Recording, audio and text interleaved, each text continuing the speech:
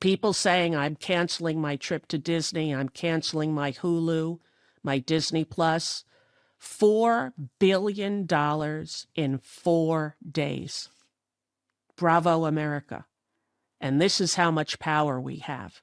And don't let them tell you we don't.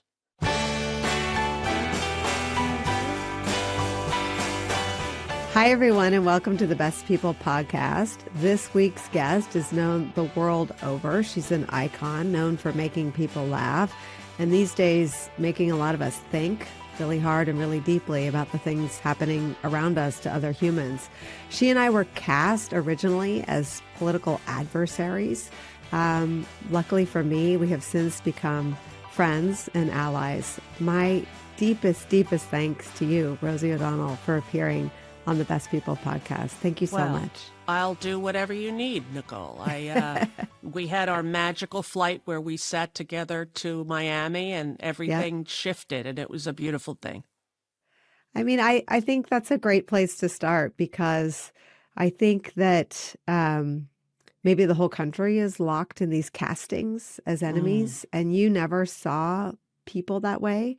And I understand now that your pain wasn't about politics. It was about things that people were doing to humans. And I wonder, as someone who I know feels everything, how you're doing.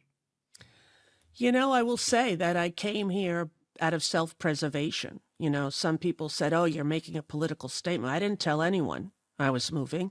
I read Project 2025 and I saw that he won, and I called my therapist and said, I need to go to Ireland. And this was the only place. I'm 100% Irish. I was here as a little kid after my mother died. And, this is where my people are. So I went to my people. And it was totally because I knew how badly I did during his first term. And I knew, now that I had a daughter about to be 12, that I needed to be present, awake, and aware for the teenage years. They're not easy, and they're not easy when you're 63. So I adopted this baby at 50, and I, owe her the best part of me, and I couldn't afford the risk of being completely debilitated by what was about to happen, and everything I feared and everything I read in that book has come true. I think there's so much there. We could spend the hour talking about that. I had my daughter when I was 51, and I wonder, there's something pretty glorious about motherhood at 50. There's just an infinite amount of patience. There's an infinite amount of awe at them. What has it been like? It's the best decision I ever made. I got a call from my lawyer who had helped me with Parker's adoption, who said they had a birth mother that wanted to make sure there wouldn't be a dad in the family. They had some horrific experiences, and they wanted to know if they could place the baby with just a single mother or two moms. And so the lawyer called me to say, do you know any lesbians with a home study? And I keep my home study updated just in case I get a random call. And I did. And I said, can you tell her it's me? Can you tell her that we'd have to have her sign a non-disclosure, because I don't want her privacy and she doesn't know what it could be like. And I don't want the baby's privacy or my privacy or the birth, everybody's invaded. So she said yes. And I met her. And it was the first time I was at the birth of one of my children, besides Vivi. And so I got to be there with the birth mother, who, after all that work, the nurse wrapped that baby up and went over to hand her to the birth mother, who had just labored to get this baby out. And the birth mother said, no, that's not my baby. That's hers. She's the mother. Give that baby to her. And I started to cry, I thought, I've never witnessed God's grace so profoundly as I did in that moment, when this woman who loved her baby and knew she couldn't give that baby what the baby deserved, graciously handed her to someone who felt that they could, And it profoundly moved me and changed me. And, then she got diagnosed a little after 1, almost 2, because she was speaking in full sentences. She was watching Frozen, and she tapped me on the shoulder and said, "I've been impaled." And I was like, and then Olaf said, "I've been impaled," in the same tone. And I knew from having 5 kids and 2 foster kids that we were in for some journey with this one. And so it's been a miraculous ride. And I'm grateful every day for her and for her birth mother and for, the gift that she is in my life. And I think people know you around your decades-long feud with Donald Trump, but the decision to leave is centered around being a mother to this child, right? Yes, 100%. My other children weren't interested in coming, and, they have their own lives. I respect that for them, but I miss them every day. I miss being part of the daily minutia. I miss being on the same time zone, I miss so much of their life that, it's been a sacrifice for me. But I knew in order to save myself, I had to adjust my mask first before I could save my kids. And you're a homebody, right? I mean, It's surprising, but I am. Yeah, when I knew you, you were a homebody when we worked together on The Yes. View. And Yes. if we came in and told a story, all your stories centered on the home, and you had more kids living at home, but you were creating art at home. Your home was a forever home for all of your kids, regardless of their age. And you were a nester. And I wonder what it's been like personally to move your nest. It was scary, I have to say. And I didn't even really tell friends because I'm such a homebody. I never go to Europe. I don't travel. I have the only places I've been is when Madonna has invited me on her birthday to go to Cuba. Then I did because I knew her sister was going to be there and I could hang out with her sister and we would have fun and stay in the hotel. And, like, I'm not a traveler. I like to be in a country where I could speak the language and I know how to say to a doctor, I think it's my appendix, but it could be my gallbladder. Because I just fear, like, what if I'm in France and there's an emergency? What am I going to do? Everyone goes, your phone will translate. I'm like, not good enough. I also don't like to be away from my children. So my friends would say, oh, we have a yacht in Greece for 2 weeks. I'm like, yeah, no. So wherever I went, it was Florida, it was Miami, it was familiar.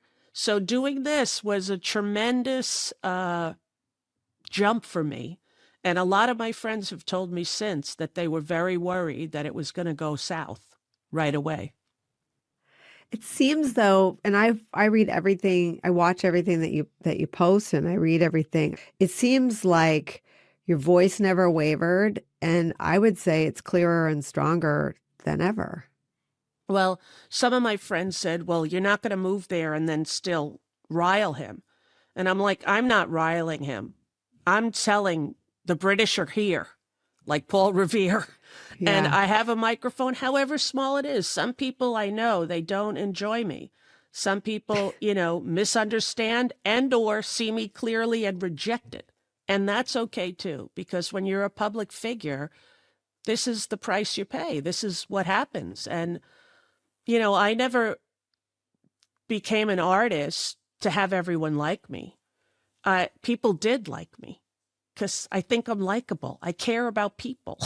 I really do. I care about everybody's feelings. I care about, well, you're not like that with Trump. No, but if you can't see that there's a madman in the house, you're never going to protect the kids. There's a madman in the White House, and we need to protect the kids and the women and everyone else. Glennon Doyle and Abby Wambach are two people that I interviewed, and they've done some of what you're talking about. I mean, they've always used their platform for good. They've always motivated their community to give to other causes, but they are now sitting in immigration court with the same mission you're talking about. They're bearing witness, if that's all that they can do, and they're trying to help kids whose families are being separated by the immigration policies. And I wonder how you explain to people in Ireland that ask you what's going on in your country, where do you start? Well, I would say this country is very educated about politics, and I have only met 2 people since January who were Trump supporters. Everyone else, Nicole, when I go into a pub, they're like, "Hey, Rosie, this is on me. We hate him too. We think he's a horror." And everyone feels that way. So there isn't the maniacal cult-like fascination with him in America and in there. There's not here. And that allows me to have sanity because seeing what they're projecting as half the country when it is not, I don't believe that. Yeah. I believe they're a minority and they're acting like a majority because he has a cult-like control thanks to Mark Burnett's Apprentice show that lied to the American people, that sold fiction as fact, and people were confused and lied to, and then they listened to Fox News and they were more lost. So when people say, "I changed my mind," we have to say, "Welcome back to reality. Let's all be Americans together," right? Because what's happening is not only happening to Democrats, it's happening to everyone. And when the Medicaid cuts go in, old people are going to start to die. What he's done yet hasn't even hit us yet. Right. And if he's not stopped now, we have lost our country. And I don't know, Nicole, how it is that some people cannot see it. My therapist said, "Why are you so upset?" And I said to her, "Why are you not?" Yeah.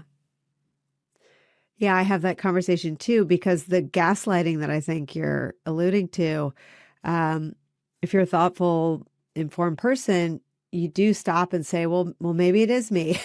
But the truth is, he's more unpopular now than he's ever been. And at the same time, the other side of that coin seems to be he's more emboldened than ever. What do you think that's about, having known him and having been face to face with him? Well, I don't know him.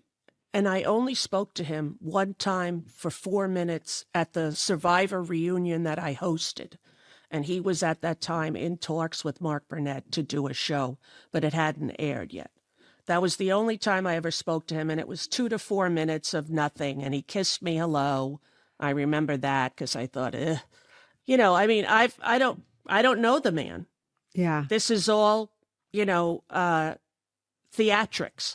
So right? his obsession with you over the View appearance is really, as you just said, theatrics.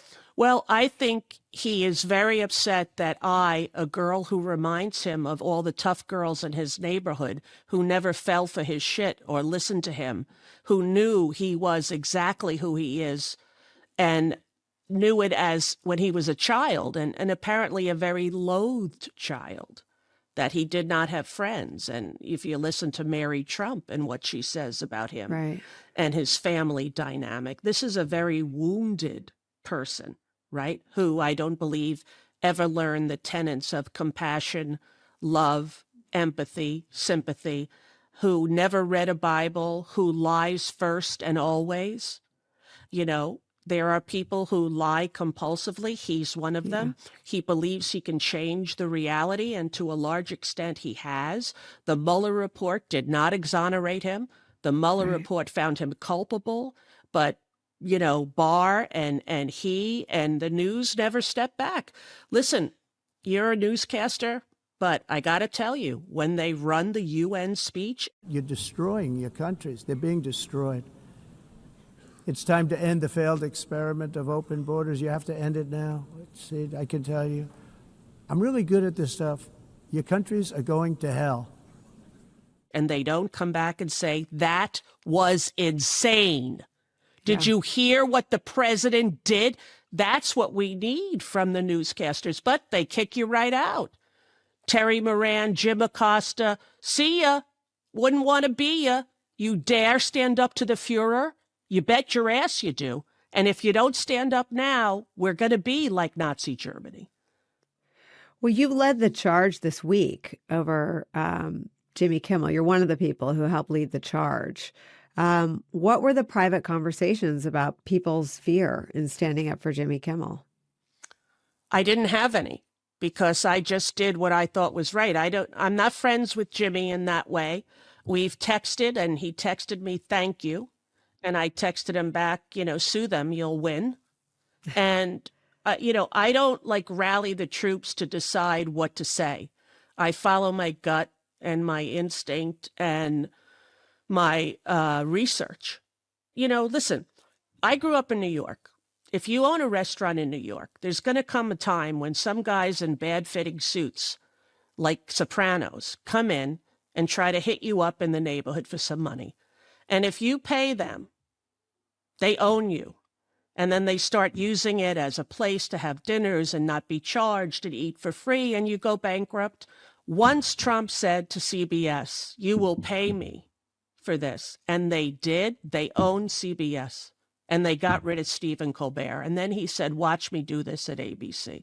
And ABC, which would have won that case in court, capitulates to him. That is just as bad as a mob boss coming into your little Italian family-owned restaurant. That's who he is. That's how he works. That's what he does. Do you think the country understands that in a way they didn't understand it 2 weeks ago? No. I think, ignorance is bliss, they say, and some people are unwilling to look at the truth. And in their mind, I'm a villain, and I understand that. I get it. Okay. And when you're ready to wake up, we're going to say, welcome back. We're not going to say, screw you. This is all your fault. Do you think that you'll come back? Do you think it ends? How do you think it ends? Hopefully, when he's gone and he's an elderly man, and if your grandfather was that age and came to Thanksgiving, you wouldn't let him use the electric knife. And this walk your dog. I mean, never mind if he said half the things that Trump is saying, you would put him in a place to help people who are in dementia. When you watch that UN speech, in the same way we knew watching Joe Biden at that debate, the man was not cognitively present in the way he used to be. The same is true for Donald Trump. And we have willful blindness in the country. We have people who are unwilling, unable to see him for who he is. And it might be too late to save the nation from him. It's hard for me to believe that this uneducated, racist buffoon is the president of the United States. And when I talked about him and his misogynistic ways with his Miss Teen Universe contestant, he was a nobody joke on a reality show. And he became the most powerful man in the world.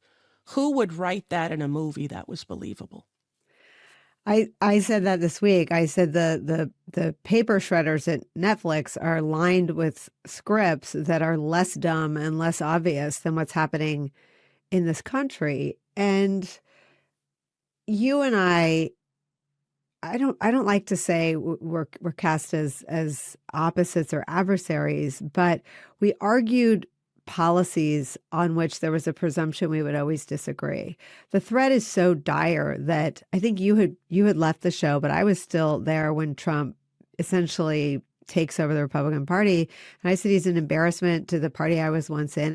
I think that the space you're talking about for people that wake up and say, this isn't conservatism, this isn't the Republican Party, and this isn't politics, is so important. And I wonder if that's at risk too, if you look at how tribal, not just our politics, but our media and our information bubbles have become. Well, I have to say, the fourth estate, mainstream media has let down the democracy. The fact that you can't get into the press pool in the White House anymore, Yeah. The fact that he's controlling the media and thinks he can. Yeah. The fact that no one is standing up to the idiocy. He's allowed to sue people for telling the truth and then have the parent company, in order to make more money in a merger, placate him. That's what a president of the United States is able to make billions of dollars while in office in defiance of the Emoluments Clause. This is the president of the United States. And we have to look back at other presidents to see how far we have fallen.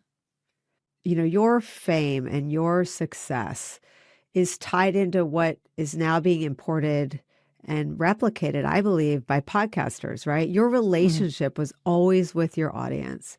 It was, and I know this from sitting next to you at the table. Your connection was always to the people sitting in front of us, and you had what I might never learn. You had a relationship with the camera because you didn't see a camera, you saw the people at home. And I've heard countless stories of men and women who as kids hadn't come out yet or were afraid of their parents, and you were their lifeline. And to this day, they feel bonded to you. And I wonder how that dynamic, the ability to hold on to each other, to hold each other through the airwaves or through whatever platforms we still control, can help us through this moment based on all your success at doing that. Nothing would make me happier, but I don't profess to be anyone other than a concerned citizen who's had miraculous things happen to them in their life. Now, some horrible things too, but that's life, right? We're 63. We come to learn that. We tried to do the best we could with our kids. I made many mistakes. I see it now at 63. I didn't maybe see at 40. And, we all try to make our way in this world by being a good and honest person and by telling the truth. And that's the tenets that I live by. Now, I always feel more akin to an audience member than to the celebrity on the stage. So, I remember when Barbra Streisand, I had already met her, and she was as dreamy as I had hoped she would be. All right, to every boy and girl watching out there, dreams do come true. Please welcome, I knew I would do this, Barbra Streisand. In many ways, to me, it feels like my mom walking through the curtain, because I have to say that you were a constant... You're going to make me cry. I'm sorry. I don't want to do anything that would upset you in any way, but you were a constant source of light in an often dark childhood. Like, she could have ruined my life by rejecting me. And by her not rejecting me, I kept my boundaries. I have her number. I don't call her because I don't want to be, I want to revere her. And the place that she holds in my life and my art is so huge. But one time after all that, she was speaking at the New School, I believe. And I called her assistant and said, I just want to stand in the back. I don't want to distract. I don't want to, and they got me a seat behind the cameraman. And I wrote her a text and said, all is right with the world. I'm once again in the dark watching you shine. Because that's what it was. That's who I feel I am. When I think about the people that I know, and I have this young assistant, he's Parker's age, and he's Irish. And he says, one day he comes home and he's white. And I'm like, what is it, Frankie? He goes, you did a Christmas song with Cher. I'm like, yes, I did. Why didn't you tell me? I'm like, I didn't know what you want to know. It's 40 years of showbiz, right? Yeah. Meeting everyone. I had a dream career. And I still do. I get to go and perform this one-woman show. I'm going to the Sydney Opera House. For me to go to Australia, that's a big trip. I was going to say, me going to Miami was the biggest trip before coming to Ireland. That's it. So this is a stretch. I'm telling you, I'm stretching in my old age. But if I ever could be a bomb of any type, BALM, not BOMB, because people think I'm both, incendiary and peaceful. I try to show my real heart more and more as I get older. Yeah. But, I have friends who say there's not a lot of Rosie O'Donnell in Rosie O'Donnell because I'm not bombastic. I'm not argumentative. I'm not like, but somehow put in that situation, I get indignant and outraged. And I Yeah. can't believe, like, I remember once Whoopi said to me, America was not a racist country. I Do you remember remember that? I was Yeah. sitting between the two of you. And I thought my head was going to explode on national TV. I thought, how is it possible that this successful African American woman, one of a dearth of Black celebrities that we have in the country, could possibly think that, And so then my heart starts going. And that's why my cardiologist said, you had on a shirt that showed your heartbeat. And I am afraid for what happens to you after you had that heart attack. And it does, Nicole. My heart goes. And so I do meditation and I go to Pilates and I try to get my, calm my soul. And being here has helped, I have to say. We do all the things. I heard you go through the list. That's my list too, right? We get up, we brush our teeth, we make the bed, we get sunlight on our, I don't know, it's supposed to hit our eyeballs, and then we Right. move. Then we all the move. things. Exactly. I want to ask you about the one woman show, and if this is your inspiration from the move, or Yes. I mean, is creating art different because you took some agency, and is there something all of us can glean from that in our agency, in whatever power we have to self preserve, I guess, our mental health, we will find power, and that becomes contagious. You're Well, doing this. I think that's true. I didn't have thought of it till you said it, but I was trying to write a one-woman show based on my mother and mothering. And I tried for a long time, but I could never get it to go. I could never get it to feel right. I could never get to be that vulnerable on a stage just to talk about the feelings of the day she died. And then I came here and something exploded inside of me. Like I had to step out of my box, and this is not a celebrity influence culture. If people recognize you, they ignore it. And then maybe when you're leaving the restaurant, they'll say, "Welcome to Ireland, Rosie."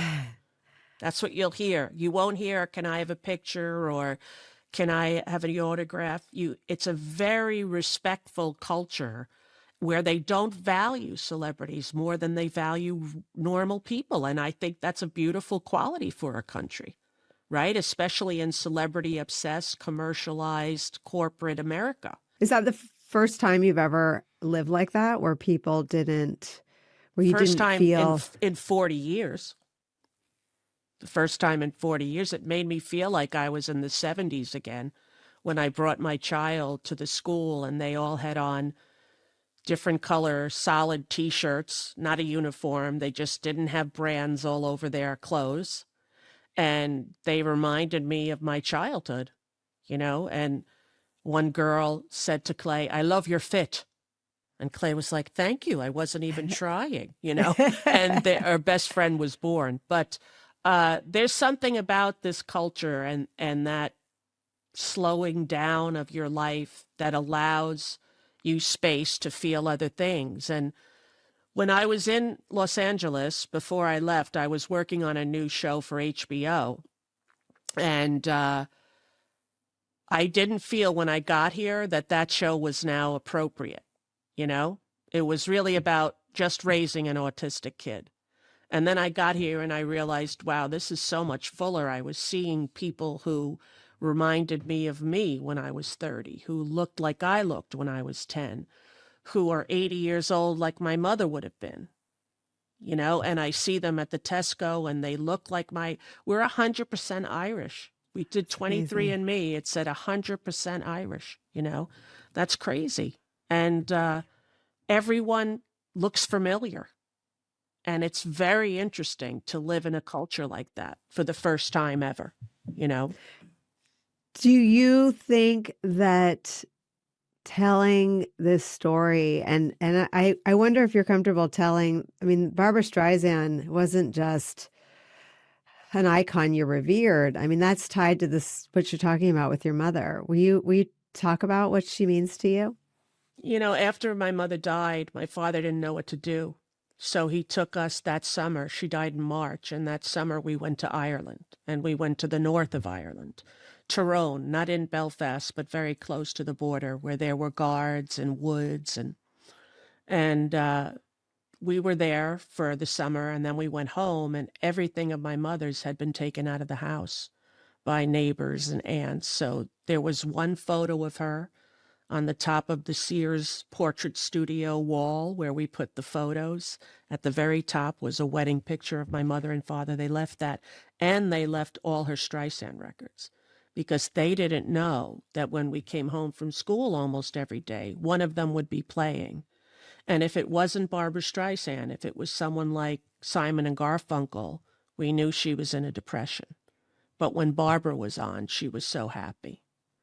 So when I got home, I coveted those records, and I used to listen to them every day lying on the shag rug with big speakers by each ear and trying to wish my mother back to life.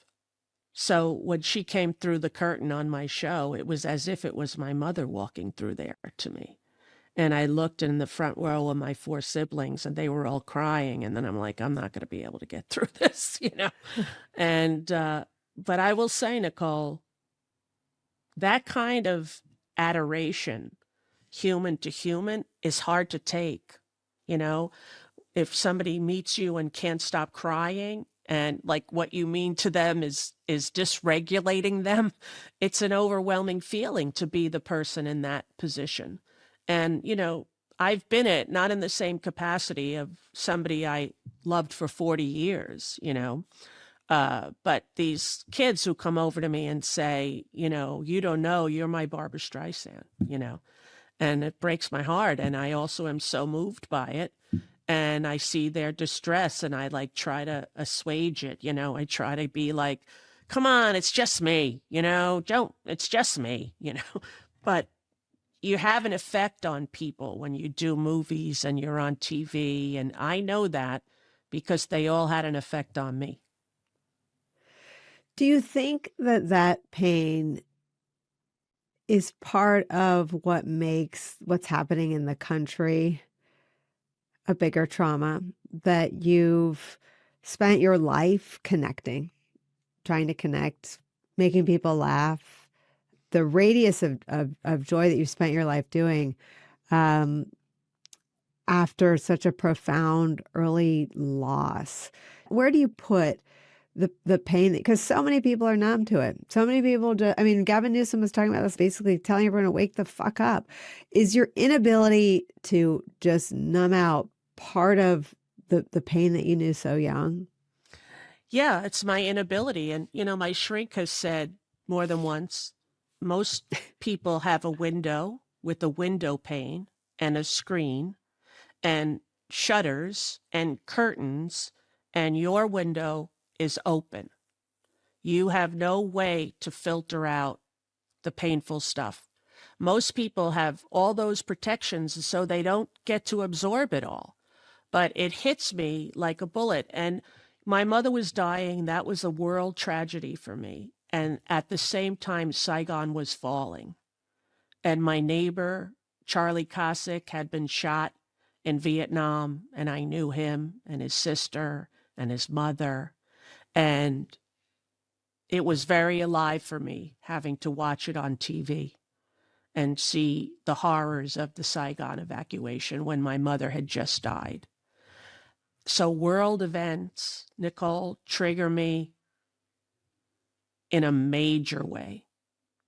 And I know this about me. I know it when Columbine happened. I went on medication for the first time. Thank God I was on it when 9/11 happened. Thank God I was on it still when Katrina happened. I've never gone off. I tried once when I was feeling particularly good and triated down with my doctor. And on the 4th day, I was in bed sobbing and couldn't get up. And I said, if I ever tell you I want to go off these again, I want you to read this note to me. And I wrote a note to myself. You are feeling so bad right now, you can't imagine reasons for living. Don't do this again. And I haven't. So I know that I need help managing big feelings. And when the world falls apart, I become incapacitated. So I knew this was going to happen in America. I needed the distance. I needed some time to process all of it without having to be a public figure who would get stopped at the airport or going out to dinner. Not that I go out to dinner a lot, but because I am a homebody, I will order in. Yeah. But yeah, so I think that world tragedies slay me, and I need to protect myself from them. I wish I knew this about you because I think, we were 4 women sort of thrust onto The View in a weird process. I remember walking into my test, and you and Whoopi were the pillars, and then Rosie Perez, and they were sort of casting about for a Republican to fight with the 3 of you. So I am a Republican. We should get that out of the way, right? And I really like her, I swear to God. I really like her. I do. I actually love her. It makes me cry thinking that we were handed hot topics, right, on note cards to fight about, and I think as I've aged, I feel the same way. I think everything matters, and I think in this moment, I don't think that nothing matters. I think everything matters. I think every tweet, I think every block that I'm able to do in my 2-hour show might be the one story, the one thing that makes a difference. And so I really take to heart your criticism of the media, and I wonder what else you think we can do, I can do. Well, the reason that Whoopi and I both said you, was because you're the smartest. And that's what you need when talking about serious issues, really smart people to debate the rights and wrongs. We need to make each other think and make each other, not who could be the loudest or who could recite the most accurate Republican talking points, who had their own point of view and who had their own skin in the game, right? So when you see somebody with that, there's no choice as to who you would want to do that with. But, I think that the placating of him and allowing him to dictate what the news cycle is has to stop. And they need to all band together of mainstream media and say, we will not post his lies without comment anymore. They put him in a press conference talking about Tylenol and autism. It would seem that he's not an expert. And to denigrate women and mothers and call them responsible for taking a headache painkiller is beyond irresponsible. It's misogynistic. It's unbelievable. And everyone let that go by without saying, this is pure bullshit. And every time that you don't comment on the insanity that he's showing every day, the deeper we are in. So every journalist of reason and of dignity needs to make a commitment to never placate him again. And if that means don't run his stories on the news, then don't. Report the facts. He lied today. He went crazy at the UN. He is a national embarrassment. They have to say the truth. Because that John Mayer song, when you trust your television, what you get is what you got, because when they own the information, they can bend it all they want. And that's what's happened to the United States and the Fourth Estate. And there are so many people who changed the world. Walter Cronkite said, we can't win this war, and that war was ended. Now, it wasn't as simple as one nightly broadcast, but it started the revolution that ended our involvement in that horrific war. And people saying, I'm canceling my trip to Disney, I'm canceling my Hulu, my Disney Plus, $4 billion in 4 days. Bravo, America. And this is how much power we have. And don't let them tell you we don't. So Target is knowing, When you sidle up to a dictator, you're not going to have public support because they are the minority. The people that want fascism, the bigots, the racists are the minority. Most Americans, most Republicans are good people. They're not the horrors that protect pedophiles. Are you surprised that it's the Jeffrey Epstein scandal? Yes. The most sinister, dark, monstrous things done by a rich, monstrous man that has made the MAGA movement, even the people wholly devoted to Donald Trump, question him? Well, I would hope to God that the line in the sand is raping young girls. And to find out that maybe it's not is devastating. Is devastating. And you can't ignore it. I don't know, Nicole, I don't know one sexual abuser that I'm friends with. He didn't write that card for Epstein's birthday. This man is a danger to all the world, and it is our responsibility to get him out of office. What do you like? Who in the Democratic Party speaks in a way that you think matches the moment? Jasmine Crockett, Yeah, she's awesome. AOC. It's the women who are going to save us, and probably the women of color, because they always bail out the Democrats. What do you advise people in this country who want to not just, take your messages and circulate them, but want to engage in activism? I interviewed Joan Baez last week, and she said it's scarier than it was in the 60s. Yes. It's more dangerous now. So I don't tell people to go to the streets because everyone has to make their own calculations about risk. Well, I think find your community. So if you're afraid to go to a protest, and you have every right to be afraid to go to a protest, find out the people in your town who think like you and have a potluck dinner once a month, once every other week.